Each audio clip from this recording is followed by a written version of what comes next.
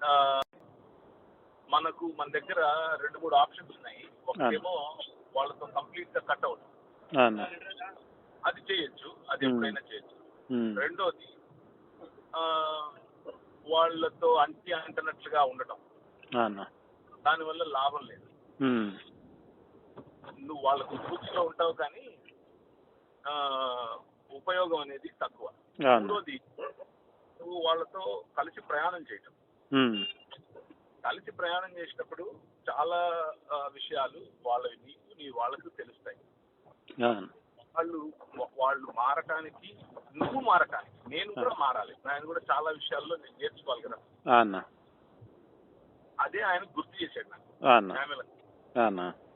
నేనైనా మనందరం కూడా ప్రయాణం చేసినప్పుడు మనం మారే అవకాశం ఉంటుంది, మనలో మార్పులు వస్తాయి. మనం మరింత దగ్గరగా ప్రజలను అన్ని ప్లాట్ఫామ్స్ యూజ్ చేసుకుని, వాళ్ళ ప్లాట్ఫామ్ అనేది యూజ్ చేసినా చేయకపోయినా మన ప్రభావం అవతల మీద పడుతుంది అని ఆయన గుర్తు చేశాడు. అప్పుడు నేను అదే విషయము సుధాకర్ మొండితోక గారికి, జాన్ క్రిస్టఫర్ గారికి, అలాగే సాయి కృష్ణ కోమటం, ఈ ముగ్గురికి కూడా చెప్పాం, ఇలా చేయాలనుకుంటున్నాం. This is what hour strategy. ఇట్లా వాళ్ళని వదిలించుకోవడం అనేది చాలా ఈజీ, కానీ వాళ్ళు కలిసి ప్రయాణం చేసి వాళ్ళ దగ్గర నుంచి నేర్చుకోవడానికి, వీలైతే నేర్పించడానికి కూడా ఉపయోగపడే విధంగా ఉండాలనుకుంటున్నాము అన్న విషయం వాళ్ళకి చెప్పాను.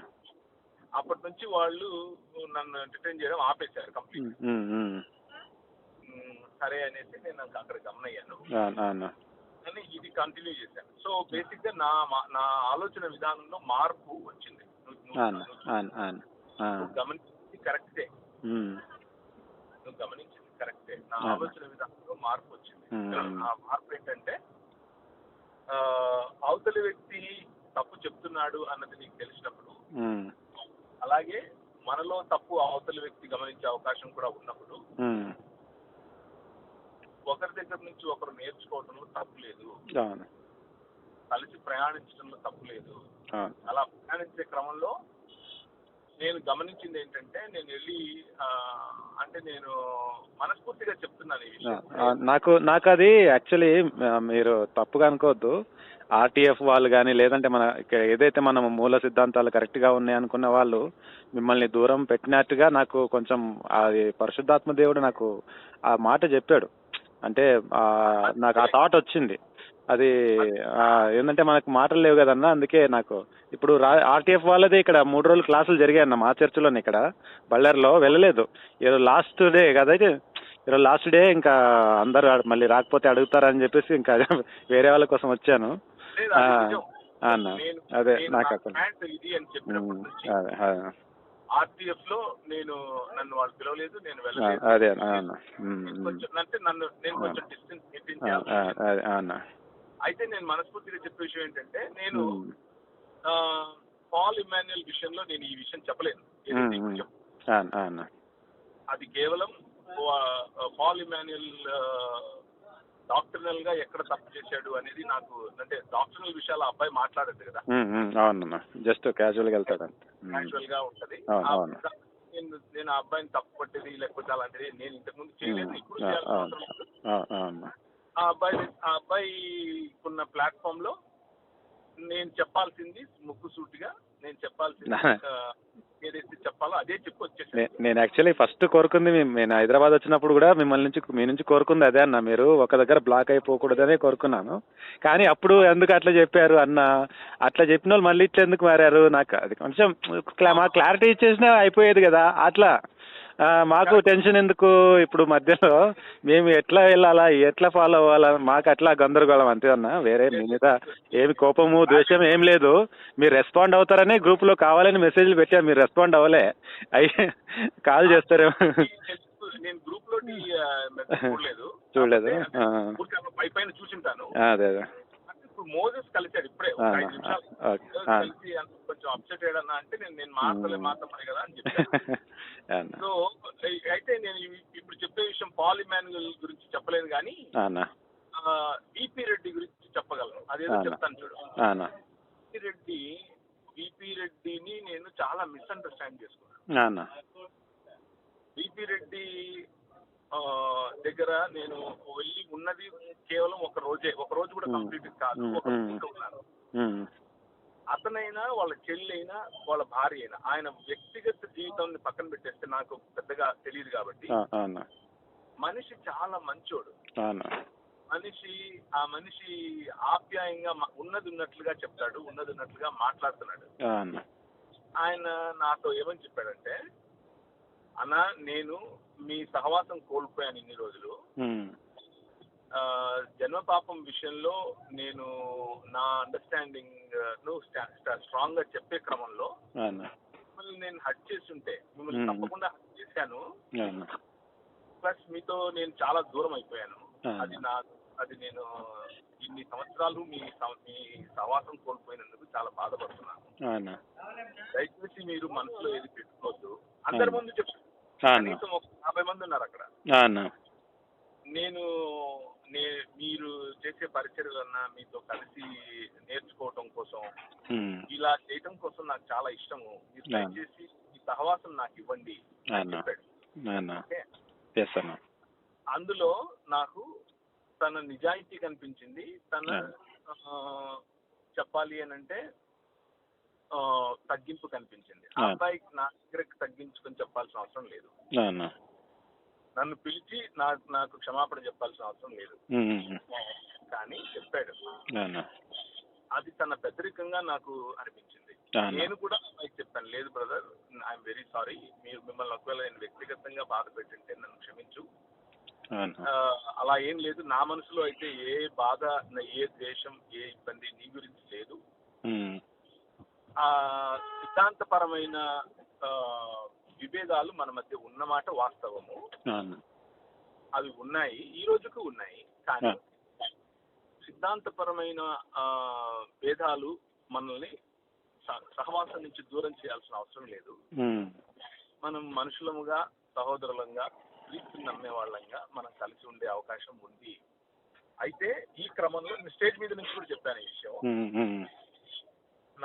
వాళ్ళు నన్ను చేసిన ఇంటర్వ్యూలో ఫస్ట్ 2 స్టేట్మెంట్స్ ఇవే.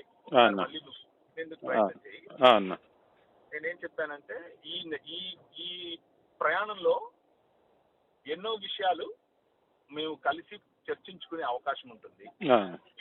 నేర్చుకునేందుకు నాకు, సరి చేసుకునేందుకు ఆయనకు అవకాశం ఉండే అవకాశం తప్పకుండా ఉంటుంది అని చెప్పాను. ఆ స్టాండ్ తోనే, అంటే నాకు శామ్యుల్ అంకుల్ దగ్గర నుంచి ఏదైతే ఆయన నాకు కనువిప్పు అనే చెప్పాలి, ఆ విషయం కనువిప్పు తీసుకొచ్చాడు. దాన్నే నేను స్టేజ్ మీద నుంచి చెప్పాను ఆయనకి, మిగిలిన వాళ్ళకి కూడా చెప్పాను. అదే విషయము జేమ్స్ తో కూడా చెప్పాను. ఎందుకంటే జేమ్స్ రావు గారి బ్యాక్గ్రౌండ్ నుంచి వచ్చే వ్యక్తి, ఆ అబ్బాయికి కూడా అదే చెప్పాను. అయితే గమనించింది ఏంటంటే, జేమ్స్ చాలా స్ట్రాంగ్ గా సార్వత్రిక క్రైస్తవ సంఘ సిద్ధాంతాలను వ్యతిరేకించే వ్యక్తి. నన్ను పిలిచి జన్మ పాపం గురించి మాకు నేర్పించండి అన్న అని పిలిచాడు నన్ను. యాక్చువల్గా నన్ను పిలిచి దానికోసమే. అలాగే నేను ఇచ్చే సమాధానాల్లో తండ్రి కుమార పరిశుద్ధాత్మలు ఏ విధంగా అయితే సమానమో ఆ విధంగానే స్త్రీ పురుషులు సమానము అన్న సమాధానం చెప్పినప్పుడు విజయప్రసాద్ రెడ్డి దాన్ని యాజ్ ఇట్ ఈస్ గా తీసుకున్నాడు. ఓకే, సో నేను ఒక హోప్ ఉంది, నాకు ఒక హోప్ ఉంది. ఏంటి ఆ హోప్ అంటే,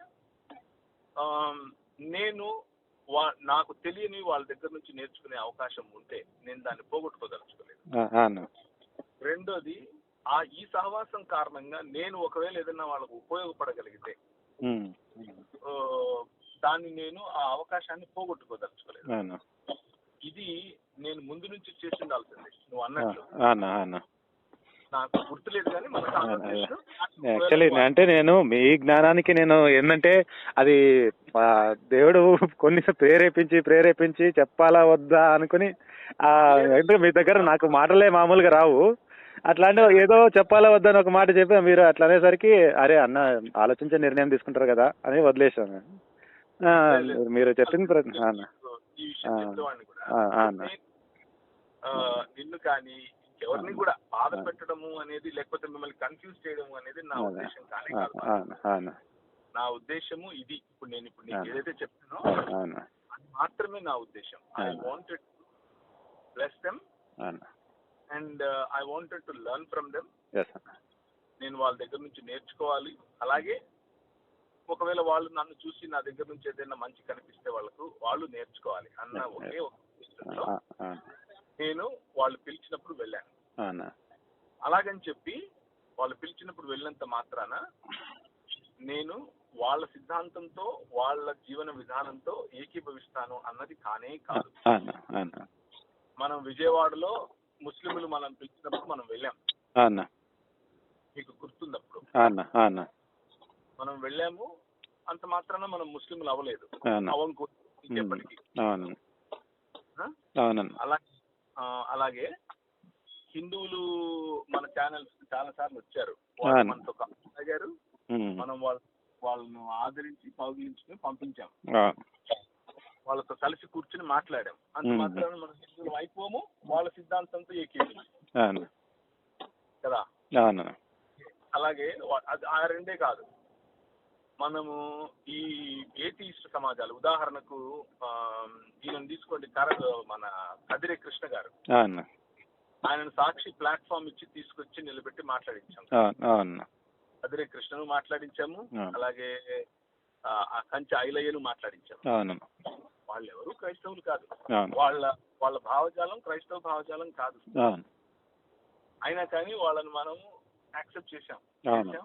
సో వాళ్ళతో సహృదయంతో ఉన్నాం. ఇప్పటికీ మంచి స్నేహమే ఉంది మనకి. ఇంకా మందకృష్ణ మాదిక్ గారు, ఆయన కూడా ఫోన్ చేస్తారు. ఆయన కూడా సోదరుడా అది ఇది అని మాట్లాడతారు. నేను మాట్లాడుతున్నాను. రమేష్ గారు అంటే ఈ జన విజ్ఞాన వేదిక. ఆయన హర్ట్ అయ్యాడు. నేను ఆయన డిబేట్ లో ఒకరోజు బాధ పెట్టానని హర్ట్ అయ్యాడు. ఆ తర్వాత ఆయనకు కొంచెం ఇబ్బంది అయింది. తర్వాత నేను ఫోన్ చేసి ఆయనతో మాట్లాడాను. ఆయన కూడా మంచి టర్మ్స్ లో ఉన్నాడు నాతో. ఇంకా ఇంకొక ఎగ్జాంపుల్, మన ఈయన పేరు బొంకూరి జాన్ గారు. ఆయన యాక్చువల్ గా ఆయన క్రీస్తు విరోధి అని చెప్పాలి. ఆయన డివినిటీ ఆఫ్ జీసస్ క్రైస్ట్ కి చాలా విరోధంగా మాట్లాడతారు కదా. కానీ ఆ రోజు ఆయన డిబేట్ మనం పిలిచాం. ఆయనతో మాట్లాడాను. ఆయన వాళ్ళ వైఫ్ చాలా బాధపడ్డారు. ఆయన పులి, అసలు ఆయన ఏంటి ఇలా చేశారు, ఆయనకు ఏమైపోతుందో అని భయంగా ఉంది అని అన్నప్పుడు ఆ స్టూడియోలోనే, ఆంటీ ఇప్పటి నుంచి మీరు చూడండి, నేను ఏమీ మాట్లాడను అంకుల్ తో, సాధారణంగా మాట్లాడతాను అని చెప్పి అప్పుడు మాట్లాడిన. కానీ ఆయనతో చెప్పాల్సిన విషయం ఏది దాచకుండా అన్ని చెప్పాము. అన్ని చెప్పి పంపించాం. నువ్వు గమనించింది నిజం. ఏంటంటే నేను నా స్టాండ్ లో మార్పు రావడం నిజం. అది కరెక్ట్. నువ్వు గమనించింది. అయితే ఆ మార్పుకు గల కారణం ఇది. శామ్యుల్ అంకుల్ నాకు ఈ ప్రిన్సిపల్ ఇది వాడు నాన్న, ఇది మంచిది, ఇలా ఉండు అని చెప్పాడు. అప్పుడు ఆయన దగ్గర నుంచి అది నేర్చుకున్నాను. సో దాన్ని ఇంప్లిమెంట్ చేస్తున్నాను. అంతకు మించి ఒకవేళ నా స్టాండ్ పాయింట్ లో ఏదైనా మార్పు వస్తే కూడా నేను చెప్పి మరీ చేస్తాను. ఒకవేళ నిన్ను ఈ క్రమంలో నిన్ను కన్ఫ్యూజ్ చేసి ఉంటే, లేకపోతే బాధ పెట్టుంటే సారీ. అట్లేం లేదు.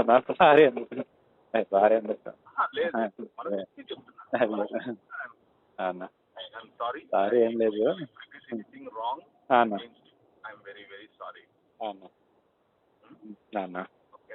ఓకే అన్న, thank you.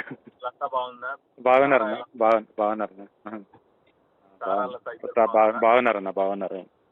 Latha actually last 3-4 months typhoid వల్ల, దాని సిమ్టమ్స్ వల్ల బాగా కాళ్ళ నొప్పి, కీళ్ళ నొప్పులు సఫర్ అయింది. ఇప్పుడు కోలుకుంటా ఉంది. అదే అన్న. నేను కూడా జాబ్లో చాలా ప్రాబ్లమ్స్ ఫేస్ చేస్తా ఉన్నాను. అంటే నా విశ్వాసాన్ని ప్రాక్టీస్ చేసుకోవడానికి కూడా లేదు. యాక్చువల్లీ లాస్ట్ వీక్ జాబ్ కూడా పోయింది ప్రభు కోసం. మళ్ళీ ఇదే ఛాలెంజ్ ఫేస్ చేసి ఇంకా జాబ్ వదులుకోవాల్సి వచ్చింది. మళ్ళీ నెక్స్ట్ వీక్ మళ్ళీ వేరే జాబ్ చూసుకుంటున్నాను. ఇంకా అదే అన్నా ఏం లేదు. నేను మా ఇంట్లో ఒక లాడ్జ్లో 2-3 కలిసి ఉన్నాము.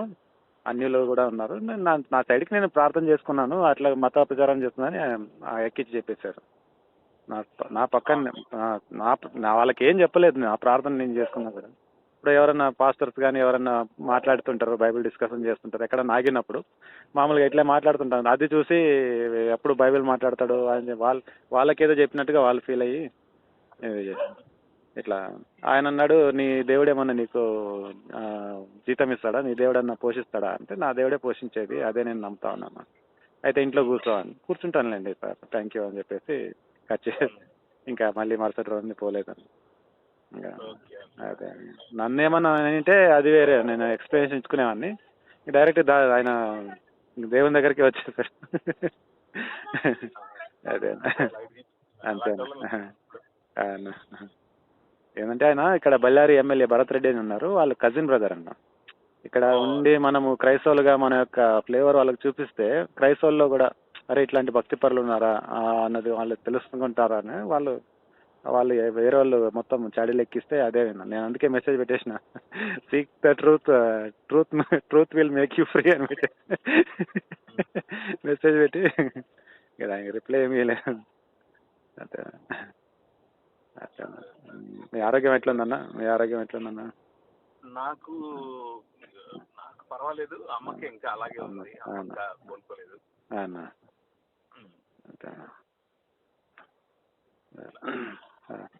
చాలా థ్యాంక్స్ అండి కాల్ చేసినందుకు. ఓకేనా, బాయ్.